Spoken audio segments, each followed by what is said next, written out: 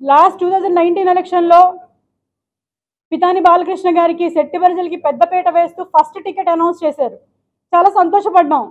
ఆయన ఒక స్ట్రాటజీ కలిగిన వ్యక్తి, ఒక సిద్ధాంతాలు కలిగిన వ్యక్తి. ఇది కులం పార్టీ కాదు, బయట అందరూ కూడా ఇది కులం పార్టీ అంటే ఇది కులం పార్టీ కాదు అని చెప్పి నమ్మి ఆయనకి మద్దతుగా నిలిచి 2 చోట్ల ఆయన ఓడిపోయినప్పటికీ హీఈస్ ఎ స్ట్రాంగ్ పర్సనాలిటీ నుంచుంటారని నమ్మి బలంగా ఆయన వెనక అడుగేయడం జరిగింది. ఈరోజు చూసుకుంటే 21 సీట్లు తీసుకుని పార్టీ ఈ మాత్రం దానికి పొత్తుకెళ్ళడం ఎందుకో నాకు అర్థం కావట్లేదు. ఈ 21 సీట్లలో కూడా ఎంతమంది తెలుగుదేశం పార్టీ నుంచి వచ్చిన వాళ్ళు ఉన్నారో, వైసీపీ పార్టీ నుంచి రిజైన్ చేసి వచ్చిన వాళ్ళు ఉన్నారో మనందరం కూడా చూసుకుంటున్నాము. 21 సీట్లలో చూసుకుంటే ఒకే ఒక్క మహిళకు కేటాయించడం జరిగింది. ఒకటి మహిళకు కేటాయించారు 21 సీట్లలో. ఇది ఎంతవరకు న్యాయం? ఇది మహిళలకి ఏ ప్రాధాన్యత ఇస్తున్నారో నాకు అర్థం కావట్లేదు. అదేవిధంగా సెట్టిబరిజలకి అయితే ఒక్క టికెట్ కూడా లేదు. అంటే మేము ఎప్పుడు కూడా మాట్లాడితే ఆయన పెద్ద ఇది మాకు యువత కావాలి, ఉడుకు రక్తం కావాలి, వీర మహిళలు కావాలి అని చెప్పుకునే వ్యక్తి చట్టసభలకు వెళ్ళడానికి మాత్రం యువత సరిపోదు, వీర మహిళలు సరిపోరు, ఉడుకు రక్తం అక్కర్లేదు ఆయనకి. ఇక్కడ కాకినాడ రూరల్లో ఒక ముసలాడికి ఇచ్చారు కదండి, ముఖ్యమంత్రి అని పలకడం కూడా చేత కాని ఒక దద్దమ్మకి, ఒక సన్నాసికి ఈరోజు కాకినాడ రూరల్లో జనసేన టికెట్ కేటాయించారు. అది ఏ రకంగా చూసుకుని కేటాయించారో ఎవరి అంటే కాపు అనే వ్యక్తి కాపు అయితే సరిపోతుంది అన్నమాట. వీరికి వేరే అదర్ క్వాలిఫికేషన్స్ ఏమీ అవసరం లేదు. అటువంటి వ్యక్తికి ఈరోజు జనసేన పార్టీ ఇక్కడ చెప్పుకుంటారు కదా, చాలామంది చెప్పుకుంటారు కదా, ఈ యొక్క కూటమికి ఎవరికి ఇచ్చినా నెగ్గేస్తుంది అని. అంటే సన్నాసులకి దద్దమ్మలకి ఇచ్చినా కూడా నెగ్గేస్తుంది. ప్రజల యొక్క వాళ్ళ ఇంటర్నల్ ఆలోచనలు అవసరం లేదు. కేవలం మేము గవర్నమెంట్ ఫామ్ చేసేయాలి అన్న ఒక్క ఉద్దేశం తప్ప ఎవరికి ఇస్తున్నాము, ఎవరు వస్తున్నారు ఏంటి ఏమీ అవసరం లేదు.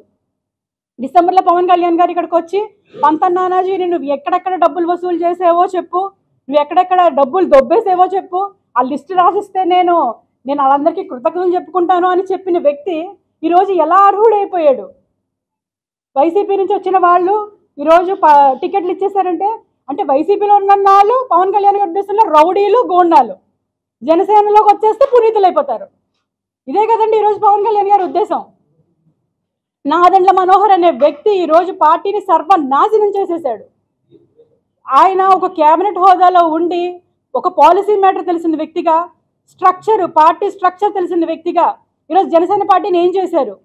పవన్ కళ్యాణ్ గారు మొన్న మీటింగ్లో, తాడేపల్లిగూడెం మీటింగ్లో చెప్తున్నారు, మనకి పోల్ మేనేజ్మెంట్ లేదు, బూత్ మేనేజ్మెంట్ లేదు, వాళ్ళకి 40 years తెలుగుదేశం వాళ్ళకి 40 years అనుభవం ఉంది కాబట్టి వాళ్ళకే మనం ఇద్దాము, వాళ్ళతో పాటు అడుగులేసి నడుద్దాము, వాళ్ళతో సమానంగా నడుద్దామని చెప్పడం జరిగింది. పోల్ మేనేజ్మెంట్, బూత్ మేనేజ్మెంట్ లేకపోవడం అనేది ఇన్ఛార్జీలు తప్ప.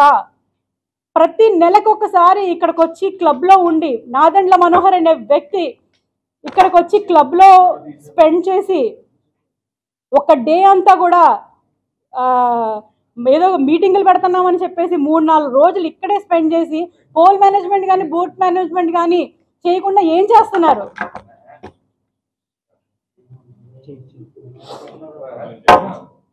ఇది నేను పత్రికా ముఖంగా, మీడియా ముఖంగా జనసేన పార్టీని ప్రశ్నిస్తున్నాను.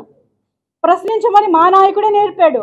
ఆయన స్ఫూర్తితోనే పవన్ కళ్యాణ్ గారి స్ఫూర్తితోనే ఈరోజు నేను ధైర్యంగా మాట్లాడుతున్నాను, ప్రశ్నిస్తున్నాను. ఈరోజు జనసేన పార్టీ ఏం చేస్తుంది? పోల్ మేనేజ్మెంట్, బూత్ మేనేజ్మెంట్ లేకుండా దశాబ్ద కాలంగా పార్టీలో ఉన్నారు కదా ఆయన, దశాబ్ద కాలం పార్టీని నడిపారు కదా ఆయన. ఇప్పటికీ కూడా పోల్ మేనేజ్మెంట్, బూత్ మేనేజ్మెంట్ లేదు అంటే ఎవరి వైఫల్యం కారణం ఇది? ఖచ్చితంగా పవన్ కళ్యాణ్ గారు, నాదెండ్ల మనోహర్ గారు కూడా ఇందులో దీనికి సమాధానం చెప్పి తీరాలి. అంటే ఇంతమంది జన సైనికులు, పవన్ కళ్యాణ్ గారు అంటే పడి చచ్చిపోయే యువత షర్ట్లు చింపుకొని చెప్పులు కూడా లేకుండా ఆయన కారు వెనకాల పరిగెడుతుంటే ఆయనకి ఇంత కూడా జాలి కలగట్లేదా? వాళ్ళ భవిష్యత్తుని ఈరోజు సర్వనాశనం చేసేసారు. దశాబ్ద కాలం అంటే ఒక జనరేషన్ పోయింది. ఒక జనరేషన్ ఆయన వెనకాల తిప్పించుకొని మా నాయకుడు సీఎం అవుతాడు అని కలలుగానే ఈ యువత ఈరోజు ఏమైపోవాలి?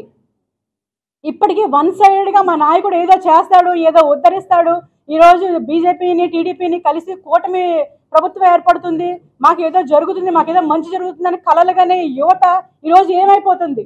కలలుగాను అని స్టేజ్ల మీద ఊకదంపుడు ఉపన్యాసాలు ఇవ్వడమే కానీ యువతని ఈరోజు అడ్డంగా గాలికి వదిలేసిన పరిస్థితి, ఈరోజు వాళ్ళ భవిష్యత్తు నాశనం చేసిన పరిస్థితి ఈరోజు జనసేన పార్టీ చేస్తుంది. నేను ఈ రోజుతోటి ఇక్కడితో ఎండ్ అయిపోను. నేను ఈరోజు మీరు టీడీపీని తీసుకున్నా, వైసీపీని తీసుకున్నా, టీడీపీ కూడా ఇంకా తక్కువ ఇచ్చిందేమో అండి, వైసీపీ తీసుకున్నా ఎక్కువ స్థానాలు మా సెట్టి ప్రజలకు కేటాయించడం జరిగింది. అంటే ఎక్కడ గుర్తింపు అనేది ఒక పార్టీ ఇస్తుంది, అది జనసేన ఎందుకు చేయలేకపోయింది? ప్రతిసారి మాట్లాడుతూ ఉంటారు కదా, ఎందుకు చేయలేకపోయింది? నేను ఒక్కటే ప్రశ్నిస్తున్నాను, నాదెండ్ల మనోహర్ గారు పార్టీని ఏం చేయాలనుకుంటున్నారు? ఆయన ఒక కోవట్, ఆయన ఒక కోవట్, తెలుగుదేశం పార్టీ నుంచి వచ్చిన కోవట్ నాదెండ్ల మనోహర్ గారు. తెలుగుదేశం పార్టీకి అండి. యాక్చువల్ గా క్షమించాలి బ్రదర్, ఇందాక ఒక పత్రికా మిత్రులు పార్టీ కాదు, ఇది 100% కమ్మోడు పార్టీ అండి. ఇది కమ్మోడు పార్టీ. ఈరోజు చూసుకుంటే అండి, జనసేనకి ఇచ్చిన దగ్గరికి ఒక 18 సీట్లు కన్ఫర్మ్ అయినాయి అండి. 21లో 18 సీట్లు కన్ఫర్మ్ చేశారు. అందులో 9 మంది కాపులు ఉన్నారు. 18 సీట్లు 9 మంది కాపులు ఉన్నారు. 3 బీసీలకు ఇచ్చారు. విశాఖ సౌత్ ఒకటి, నరసాపురం ఒకటి, అనకాపల్లి ఒకటి. వీటిల్లో కొనసాల రామకృష్ణ గారు కానివ్వండి, ఆ వంశీకృష్ణ యాదవ్ కానివ్వండి, లేదంటే కొత్తగా వచ్చిన తిరుపతికి సంబంధించిన ఆరాణి వీళ్ళ బాలశౌరి గారు అక్కడ ఎంపీ కానివ్వండి, వీళ్ళందరూ కూడా పార్టీలో కొత్తగా వచ్చారు. 10 సంవత్సరాల నుంచి కష్టపడుతున్న పార్టీకి సంబంధించిన వాళ్ళు ఎందుకు కనిపించట్లేదు? ఈరోజు కొత్తగా వచ్చి టికెట్లు పట్టుకెళ్ళిపోతే వాళ్ళకి మేము వెనకాల ఊడిగం చేయాలా? వాళ్ళ వెనకాల మేము వాళ్ళకి రాజకీయం చేసి పెడితే వాళ్ళు ఎమ్మెల్యే సీట్లలో కూర్చొని పదవులు అనుభవిస్తారా? ఏమైనా న్యాయంగా ఉందండి? అసలు మహిళలకి ఏముంది? అక్కడ గంటా స్వరూప అని రాజమండ్రి సంబంధించినటువంటి స్టేట్ సెక్రటరీ అండి, నా తోటి సెక్రటరీ, ఆమె భర్త చనిపోయి పుట్టెడు దుఃఖంలో ఉంటే కనీసం ఆ స్టేట్ సెక్రటరీ 10 సంవత్సరాల నుంచి పార్టీని కంటిన్యూస్గా ఫాలో అవుతుంది. తన ఫ్యామిలీని, పిల్లల్ని వదిలేసుకుని మరి రాష్ట్రంలో ఎక్కడికి వెళ్ళినా కూడా పంపించినా కూడా అమ్మాయి సేవ చేస్తుంది. అటువంటి వ్యక్తికి భర్త చనిపోతే కనీసం ఓదార్పు కూడా ఇవ్వలేదండి. మనోహర్ గారు కాకినాడ వచ్చి, రాజమండ్రి వచ్చి వెళ్ళిపోతా ఉన్నాడు, కానీ ఒక్కసారి కూడా వెళ్ళి ఓదార్పు కూడా నిర్వహించలేదు అమ్మాయికి. అదే ఒక జంటికి సంబంధించి ఇంకో కార్యదర్శి వడ్రాల మార్కండేయ బాబు గారని, ఆయనకు సంబంధించి ఇట్లా ఏదో జరిగితే వెళ్ళి ఆయన పరామర్శించి వచ్చారు. అంటే మహిళలకి ఇంత చిన్న చూప? అమ్మాయి అంత కష్టపడి పార్టీలో 10 సంవత్సరాల నుంచి ఉంటే అమ్మాయిని పక్కన పెట్టారు.